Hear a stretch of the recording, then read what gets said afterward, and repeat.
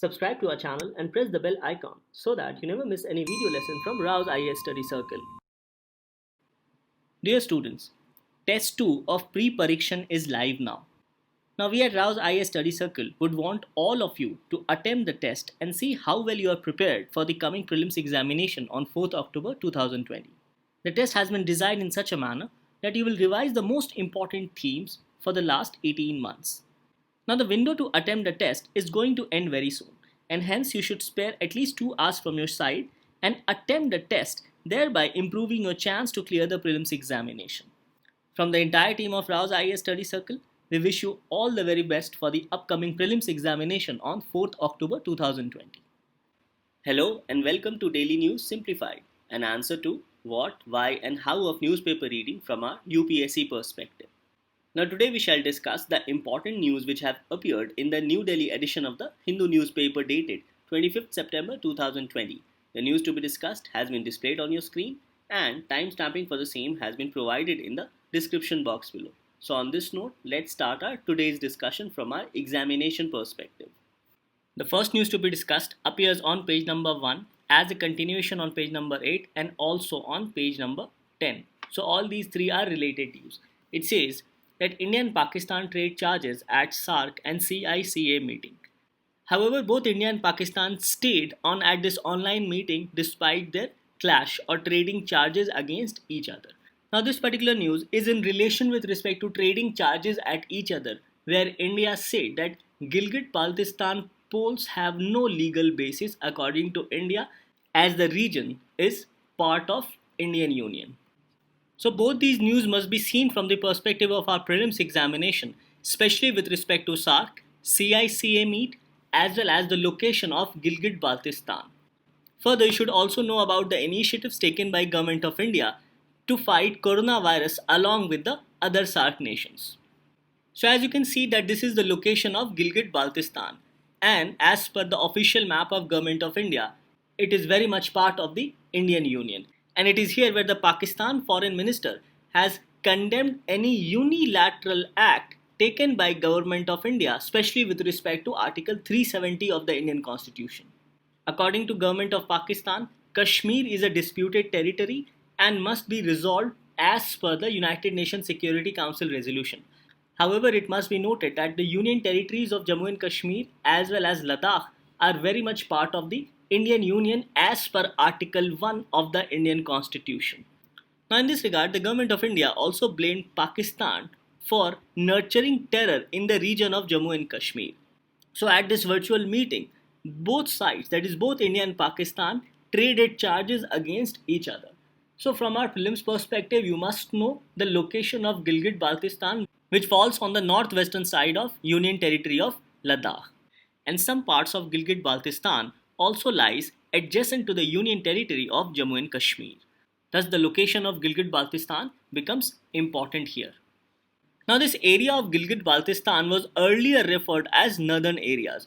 So if a question is asked in your prelims examination highlighting about northern areas in the Jammu and Kashmir and Ladakh region, then you must understand that it is talking about Gilgit-Baltistan region. So the Gilgit-Baltistan region was earlier referred as northern areas, and this is one aspect which you must remember from your examination perspective. Now at this SAARC meeting, despite trading charges against each other, both India and Pakistan built or came to a common consensus on the need to cooperate in order to battle the coronavirus pandemic. And in this regard, the Minister of External Affairs Jai Shankar listed a number of measures taken by Government of India in the past few months. Now some of the important initiatives include COVID-19 Information Exchange Platform or COINEX. Now COINEX will offer and facilitate various online training resources and e-learning modules to all the SAARC nations. Further, creation of a dedicated website developed by SAARC Disaster Management Center, that is SDMC-IU in Gandhinagar. Another important initiative is SAARC Food Bank Mechanism and also SAARC COVID Emergency Fund, to which India contributed $10 million. So these are some of the important initiatives taken by Government of India to fight the coronavirus at the previous SAARC meeting. So here from your prelims perspective, you should know about COINEX, about a dedicated website developed by SAARC Disaster Management Center, SAARC Food Bank Mechanism, and also SAARC COVID-19 Emergency Fund, to which India has also contributed $10 million. So these become some of the important points from our examination point of view. Now moving further to CICA. Now CICA stands for Conference on Interaction and Confidence Building Measures in Asia. Now it highlights that this is a multinational forum for enhancing cooperation towards promoting peace, security and stability in Asia. And it says that it is a forum based on recognition that there is a close link between peace, security and stability in Asia as well as in the rest of the world. Now with respect to CICA, two documents becomes important as these two documents are the founding documents for CICA. These two documents are number 1, Declaration on Principles Guiding Relations between CICA member states. It was adopted at the first meeting of Ministers of Foreign Affairs which was held in Almaty in Kazakhstan, and the second document is the Almaty Charter. So these two documents you must remember with respect to Conference on Interaction and Confidence Building Measures in Asia. Now with respect to the meetings of CICA, generally the summit level meeting which is attended by the head of the states takes place every 4 years, whereas the ministerial meetings of CICA takes place with the foreign ministers of the member states. Now another important aspect from exam perspective is that this idea of convening the CICA was first proposed by the first president of Republic of Kazakhstan, and this was proposed in October 1992 at the 47th session of the United Nations General Assembly. This initiative was proposed with the aspiration to set up an efficient and acceptable structure for ensuring peace and security in Asia. It highlighted that unlike other regions in the world, Asia at that time did not have such a structure, and earlier attempts to create a suitable structure had not been very successful. So considering all these aspects with respect to Asia, the first president of Republic of Kazakhstan proposed setting up of Conference on Interaction and Confidence Building Measures in Asia at the 47th session of the United Nations General Assembly. And as already mentioned, that the two founding documents of CICA are Declaration on the Principles Guiding Relations between the CICA member states, and the second is the Almaty Act, which is the charter of the CICA adopted at the first summit meeting held in Almaty in June 2002. So it says that these two documents became the stepping stone towards future evolution of CICA. So one of the major objectives of CICA includes to enhance cooperation through elaborating multilateral approaches towards promoting peace, security and stability in Asia, eradicate the menace of terrorism in all its forms and manifestations, combat illicit drug production and traffic, promote trade and economic cooperation for the prosperity and stability in Asia, cooperation on all issues relating to environment, prevention of proliferation and eventual elimination of weapons of mass destruction, develop measures to address humanitarian issues, promote mutual respect, understanding and tolerance in relations among civilizations, and facilitate implementation of confidence building measures among member states. So if a question is asked in your mains examination stating the objectives of CICA, then I am sure you will be able to answer this particular question asked in mains with respect to objectives of CICA and also why it was established, but also about the two founding documents, namely the Declaration on the Principles Guiding Relations between the CICA member states and the Almaty Act. Now this news also highlight about SAARC. Now you already know that SAARC comprises of 8 members, namely Afghanistan, Bangladesh, Bhutan, India, Maldives, Nepal, Pakistan and Sri Lanka. And SAARC is also based on a charter. So SAARC is also a charter based organization. Now with respect to these member countries of SAARC, I have highlighted Bhutan, Maldives and Nepal in red because these countries are not part of CICA, whereas Afghanistan, Bangladesh, India, Pakistan and Sri Lanka are both members of SAARC as well as CICA. So these also becomes important from your examination perspective as questions may be asked with respect to common member states between CICA as well as SAARC, since the news appears both with respect to SAARC as well as CICA. Now as you can see on the website of CICA, it mentions about member states, observer organizations and partner organizations.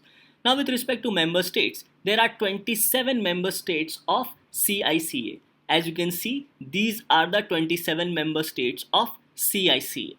It includes Vietnam, Uzbekistan, UAE, Turkey, Thailand, Tajikistan, Sri Lanka, Pakistan, Palestine, Qatar, Republic of Korea, Russia, Mongolia, Kyrgyzstan, Kazakhstan, Jordan, Israel, China, Egypt, India, Iran, Iraq, Cambodia, Bangladesh, Bahrain, Azerbaijan as well as Afghanistan. So it does not include Bhutan, Maldives as well as Nepal. Further, the observer states of CICA includes Belarus, Indonesia, Japan, Laos, Malaysia, Philippines, Ukraine as well as United States of America.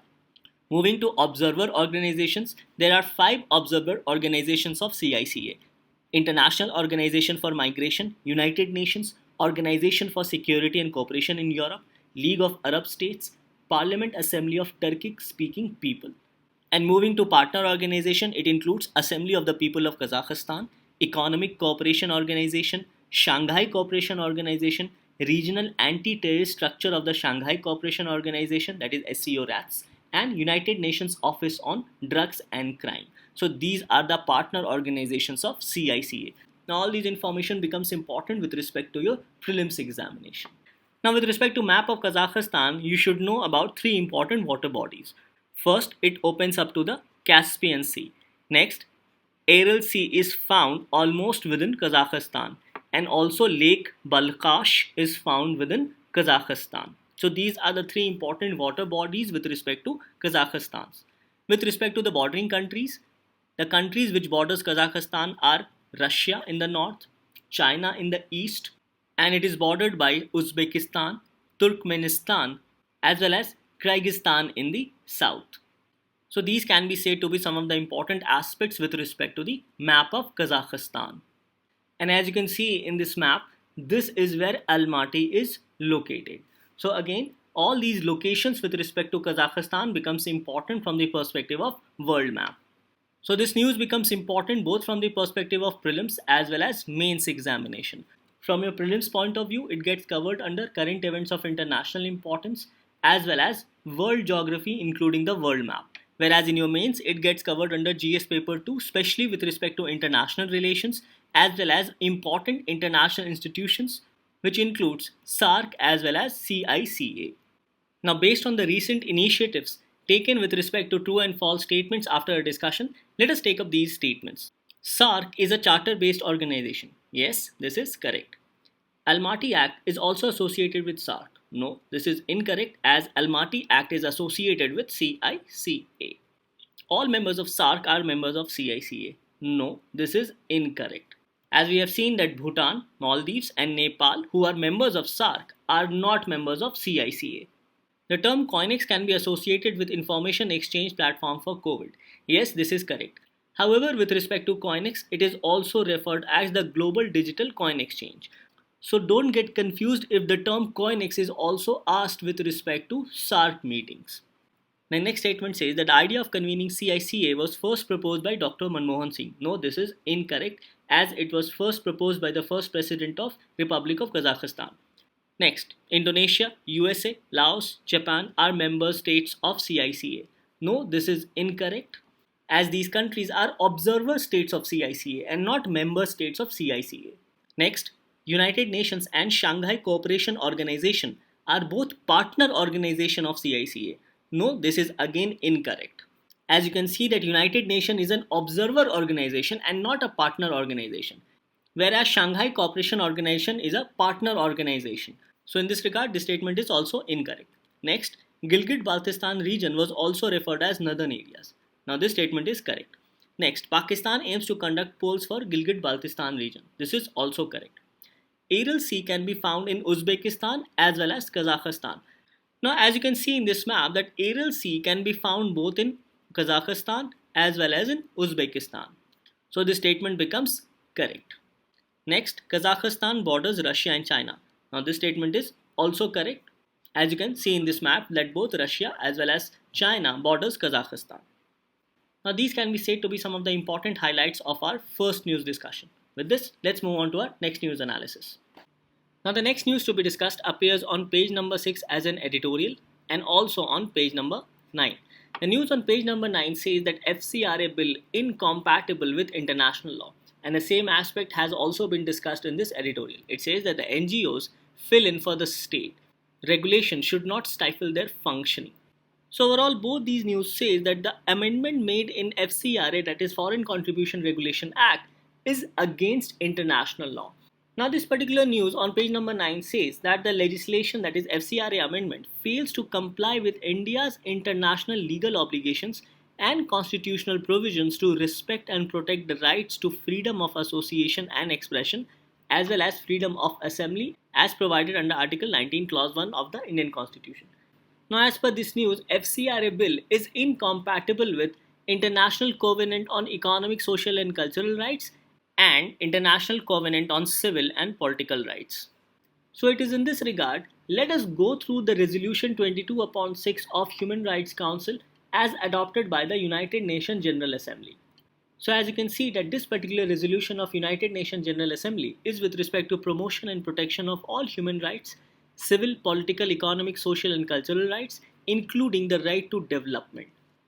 Now the news highlighted in the editorial says that this law passed with limited discussion in Parliament further clipped the wings of India's battered civil society, and new regulations put onerous conditions on civil society organizations and educational and research institutions that have partnerships including of a financial nature.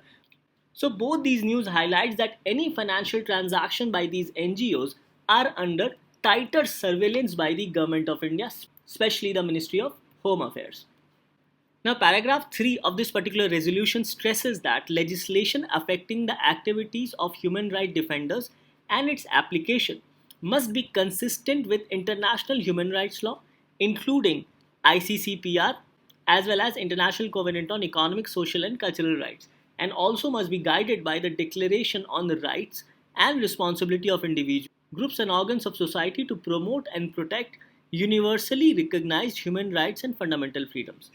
And in this regard, this resolution condemns the imposition of any limitation on the work as well as activities of human rights defenders enforced in contravention of international human rights law.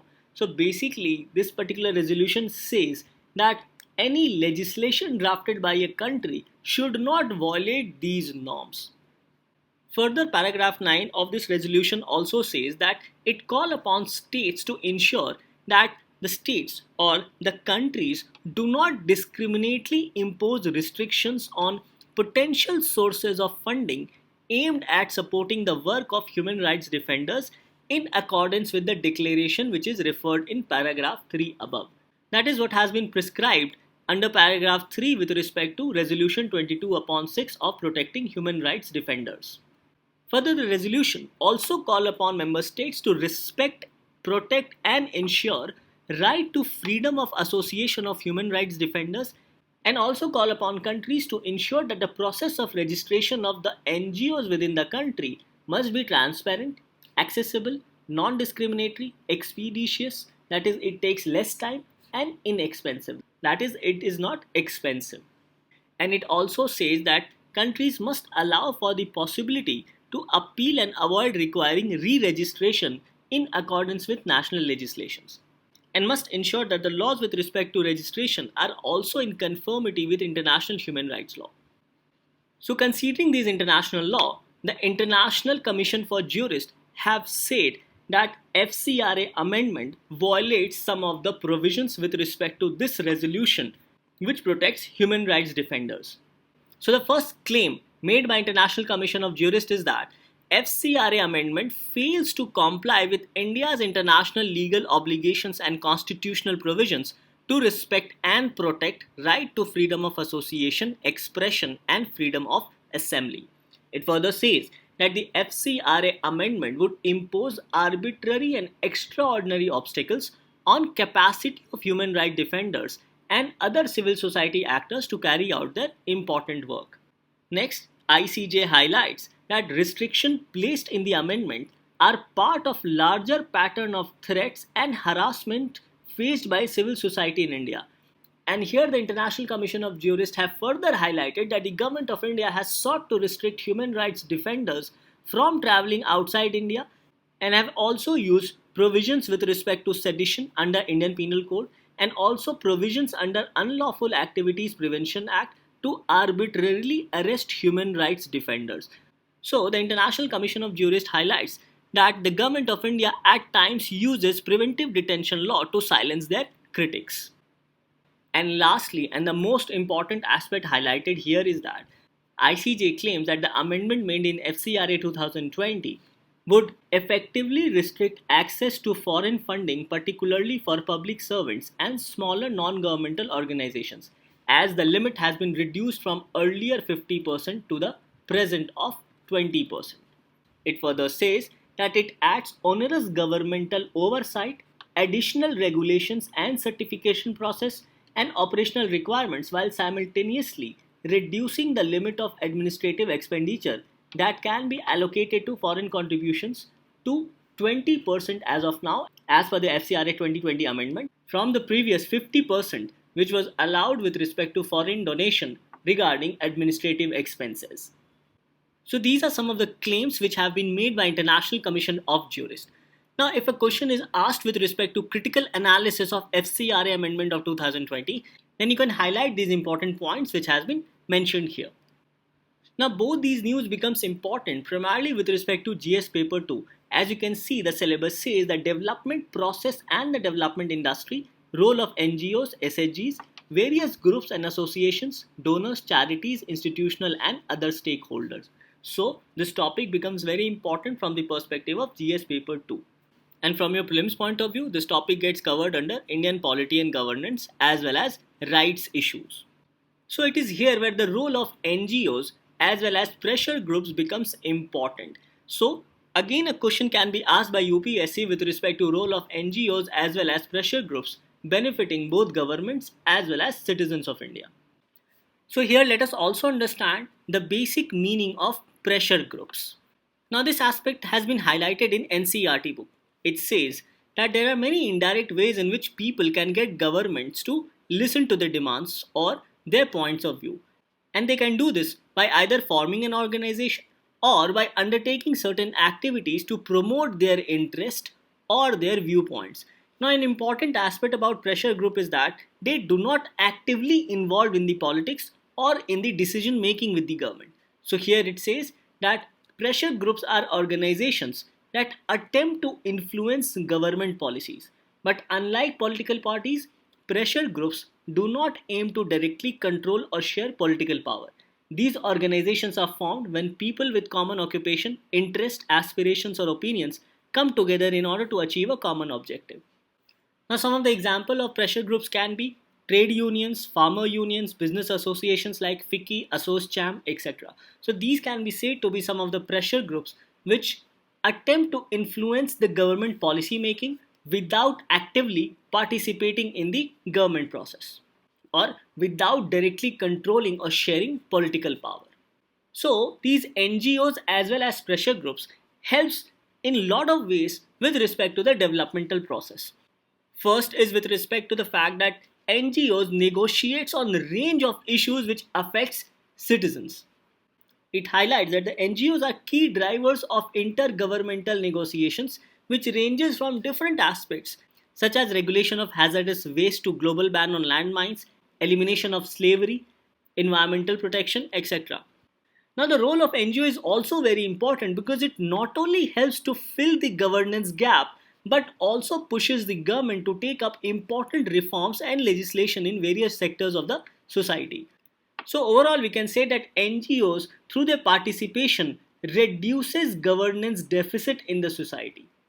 And this is what has been explained in the second point. It says that as development actors, NGOs have become the main service providers in countries where the government is unable to fulfill its traditional role, especially for vulnerable section of the society, especially in the field of health, education as well as climate change. So we understand that NGOs plays a very important role with respect to reducing the governance deficit by participating in various aspects which impacts all members of the society, particularly the vulnerable and the marginalized group. The third point highlighted here is that these NGOs supplements electoral democracy as they keep the governments up to date with public opinion. That is what the public is thinking with respect to various policies of the government across sectors. And thereby, different NGOs working in different sectors helps to give voice to the sections of the society who might otherwise be unheard or overlooked. So basically it also acts as a platform for the public to raise their voice against certain policies which the public thinks is against their interest. Now another very important aspect of NGO is that these NGOs helps in capacity building by filling the development needs of citizens. It says that NGOs helps in capacity building in diverse fields such as health, education, environmental awareness, social inclusion, skill enhancement, etc. So overall, working by NGOs in different sectors also helps in filling the developmental deficit. Further, working with the NGOs also makes the citizens aware about the day-to-day needs of the society.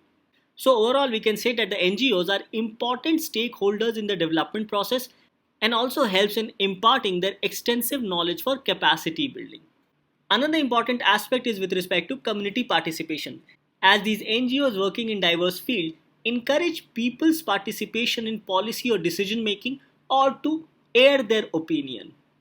It says that, for example, during the budget preparation, even Finance Ministry organizes meetings with pressure groups of several areas of economy to understand the demand of the sector or to understand the demand of various sectors of economy. So it is here where pressure groups not only makes the government aware about the various demands of different sectors of the economy, but also influences decision making with respect to the government. And by understanding or knowing the demands of various sectors of the economy, the Ministry of Finance is in a better position to frame policies for these different sectors. Next, these NGOs helps in educating the society on various issues, as it highlights that both pressure groups and NGOs plays an important role in promoting healthy discussion and debate, and this discussion and debate helps to broaden the variety of beliefs and views, leading to better informed citizens. Further, these NGOs and pressure groups provides a platform to raise important issues of regional as well as national importance, including the issue of the vulnerable sections of the society as well as the marginalized section of the society. And on this point, we can also say that NGOs work as agent of voiceless and vulnerable sections of the society, like prostitutes, LGBT, HIV victims, victims of custodial torture, etc., to fight for their respective rights. Now here the role of NAS Foundation, which is an NGO, becomes important as it actively participated in filing writ petitions and following the cases in Supreme Court, where ultimately the Supreme Court of India granted LGBT rights in India for the first time. Further, the role of NGO also becomes important with this very important judgment of Nalsa versus Union of India. As in this judgment, the Supreme Court declared transgenders as the third gender of the society. So these can be said to be some of the important works done by NGOs and pressure groups, which ultimately benefits both the government as well as citizens of the country. Now as you can see that this particular question was asked in the year 2017 in GS paper 2. The question was, how do pressure groups influence Indian political process? Do you agree with this view that informal pressure groups have emerged as more powerful than formal pressure groups in recent years? The question was asked to be answered in 150 words and carried 10 marks. So it is in this regard that this news becomes important not only with respect to FCRA amendment, but also with respect to roles of NGOs as well as pressure groups in the society. With this, let's move on to our next news discussion. The next news to be discussed appears as an article on page number 7. It says, environmentalism at the core. Firms should consider creating green supply chains rather than following a few environmental practices. Now, with respect to environmentalism, environmentalism can be described as a social movement or an ideology focused on the welfare of environment. Now, environmentalism seeks to protect and conserve the elements of Earth's ecosystem, including water, air, land, animals, and plants, along with entire habitats such as rainforests, deserts, and oceans. Now, concepts dealing with environmental issues include management of natural resources, overpopulation, commercial logging, urbanization, as well as global warming. So, considering this aspect of environmentalism, this article says that firms should consider creating green supply chains rather than following few environmental practices. And it is hereby where the article mentions or focuses on environmental sustainability. Now, environmental sustainability basically refers to the responsibility of interacting with the planet to maintain natural resources so that enough natural resources remain for the future generation to utilize. So basically, this article talks about sustainable ecological practices, and here it focuses on environmental sustainability. So, at the very introductory, the article says that the United Nations Millennium Development Goals and World Bank Group's global practices have recognized that sustainability is an essential issue of global importance. Economic, social, and other forms of sustainability have evolved over the years, but it is environmental sustainability that has gained significant popularity. So it is in this regard this article primarily mentions about the need and importance of environmental sustainability in modern times.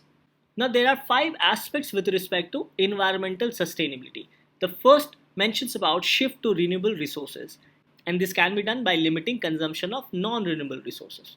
Second mentions about protecting the health of ecosystems, where it says to avoid ecosystems becoming irreparably damaged. Now this means that the ecosystem should not be damaged to a point from where recovery is impossible. The third point highlighted here is with respect to avoiding excess pollution. Now excess pollution can be with respect to air pollution, water pollution, or even pollution of the soil.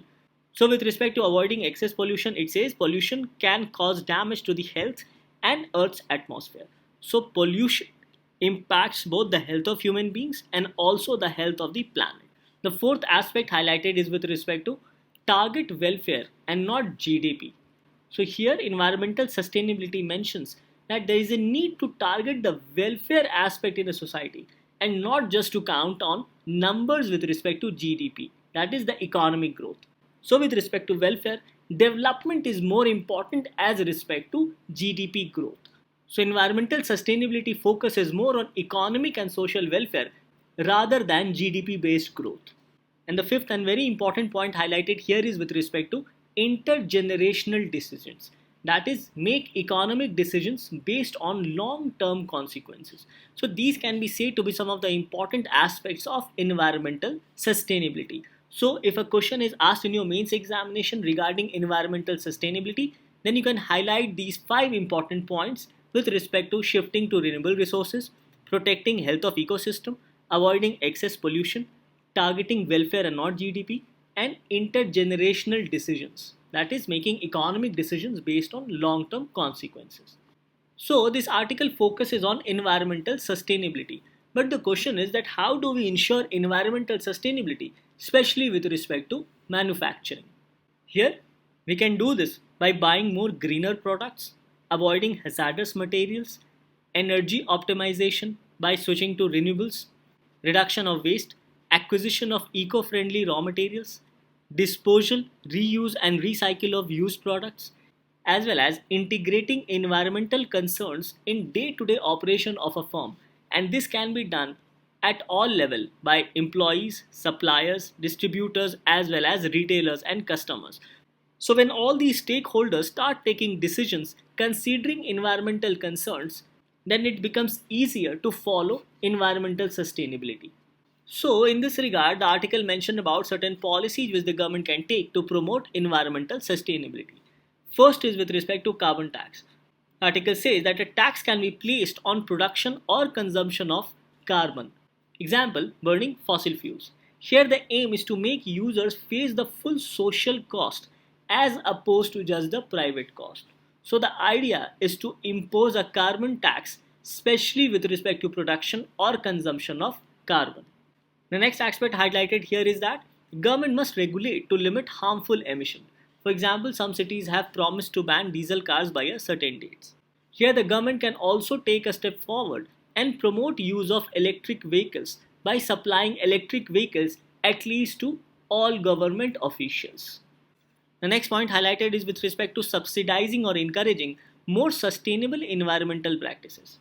For example, moving towards renewable energy like solar or wind power rather than relying on non-renewable energy sources such as petrol or diesel which create pollution.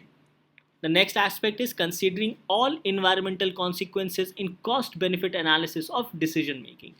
And it is here where the role of corporates and industries becomes important, especially with respect to environment sustainability practices. The fifth point highlighted here is with respect to shifting consumer behavior slowly. Here the article says that consumer behavior or behavior of a firm can be shifted slowly through persuasion and use of behavioral economics. Now, behavioral economics, especially with respect to certain experimentation or experiments to develop certain theories about human decision making. And based on these human decision making, it identifies a range of biases which people feel or think while taking a particular decision. So basically, behavioral economics works on taking into consideration people's biases or feelings when they take a particular decision. And it is here where behavioral economics is trying to change the way economists think about people's perception of value and expressed preferences as to why a particular individual take a particular decision, especially with respect to certain consumer choices. So it is here where behavioral economics can be applied with respect to shifting people's behavior choices or consumer preference from their present choices to ecologically sustainable choices or environmental sustainable choices. So it is here where shifting consumer behavior with the help of behavioral economics becomes very important. So with respect to the idea of environmental sustainability, especially with respect to manufacturing, this article concludes by saying that we infer that when the different players of a manufacturing supply chain realizes the inherent benefits associated with organizational learning dimensions, their drive towards environmentalism increases. That is, their drive towards preserving Earth's ecosystem increases.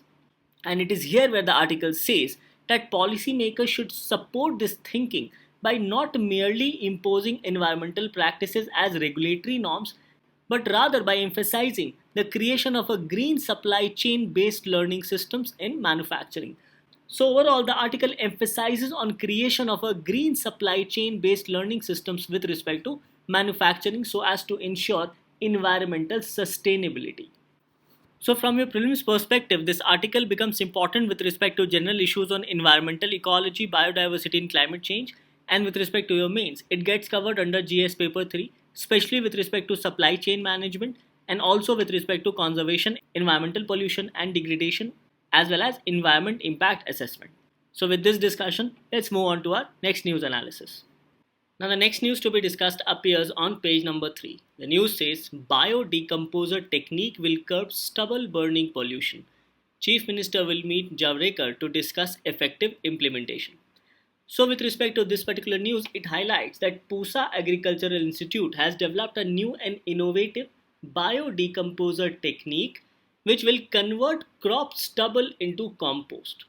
Now this problem of burning of crop stubble has become one of the major problem of pollution, especially in the month of November as well as December for the city of Delhi. And it is in this regard this question asked by UPSC in the year 2015 becomes important.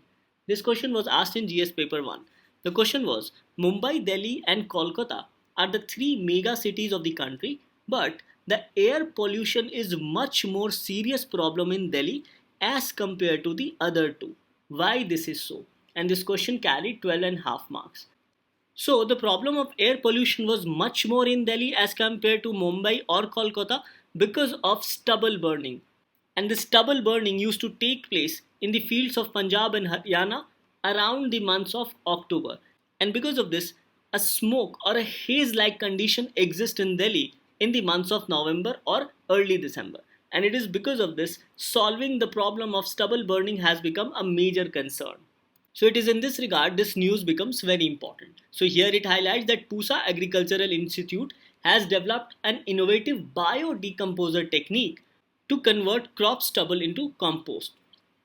Now this technology is called Pusa decomposer and it involves making a liquid formulation using decomposer capsules and with respect to readily available inputs, namely jaggery and chickpea flour.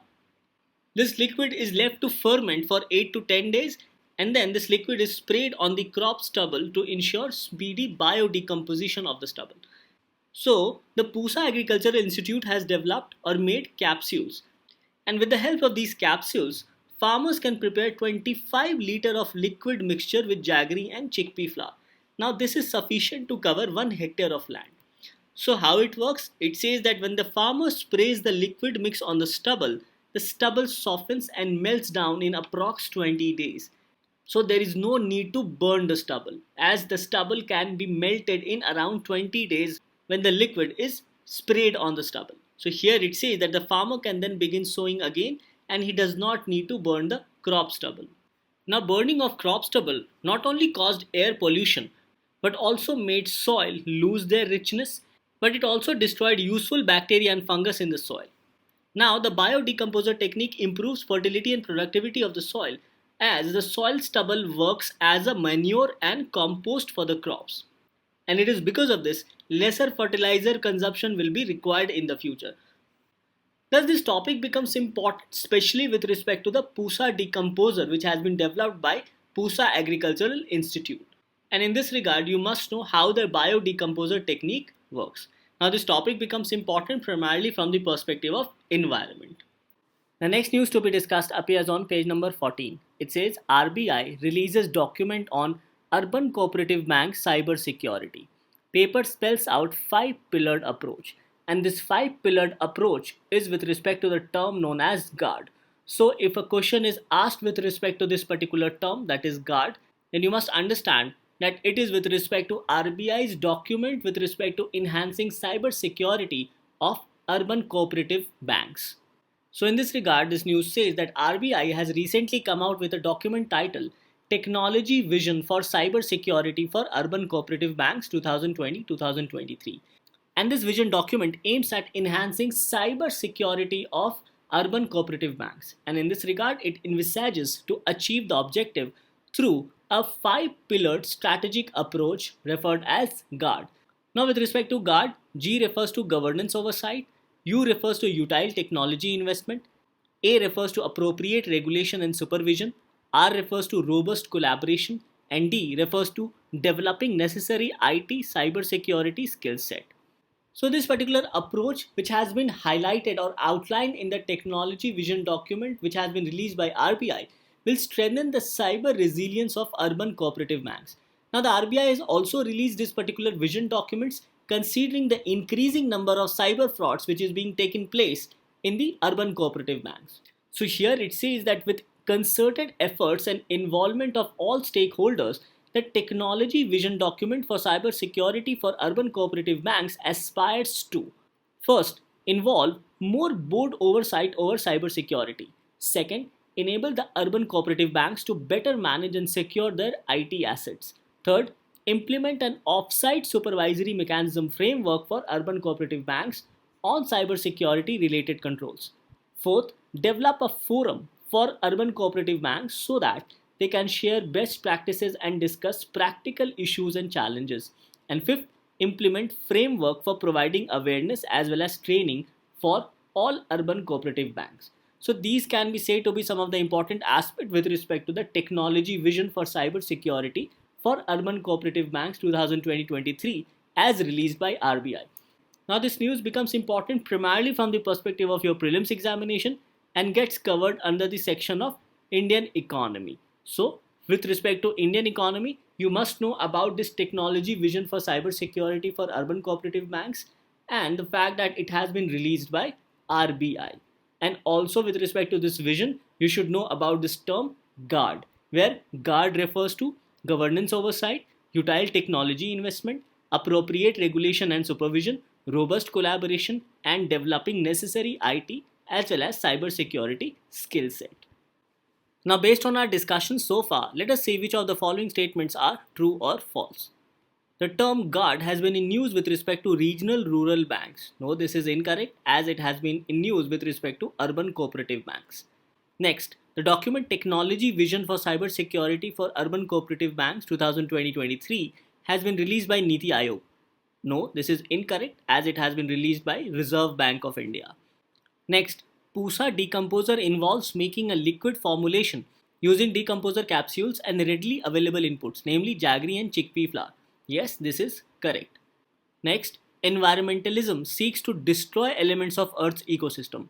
No, this is incorrect, and on the contrary, it seeks to preserve and protect the elements of Earth's ecosystem. And last, pressure groups actively participates in political party and government's decision-making process. No, this statement is incorrect as they do not actively participate in either government decision-making or in any political party's process. Rather, pressure groups only influences the decision making of the government. So after this discussion, let's move on to the question for the day. Now based on our discussion, this becomes your question for the day. The question is, consider the following statements. First, Kazakhstan opens up to Caspian Sea. Second, Aral Sea can be found only in Kazakhstan. Third, Almaty is situated in Kazakhstan. So the question is, which of the statements given above are correct? Options are A, 1 and 2 only, B, 2 and 3 only, C, 1 and 3 only, and D, none of the above. Now coming to the answer of yesterday, the question was, consider the following statements. World Happiness Report is released by United Nations Development Programme. Note this is incorrect.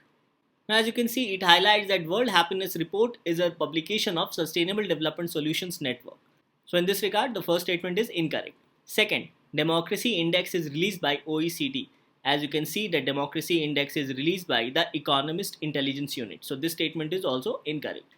So the question is, which of the statements given above are correct? So the correct answer is D, that is neither 1 nor 2. So with this, we come to an end to today's discussion. Thank you.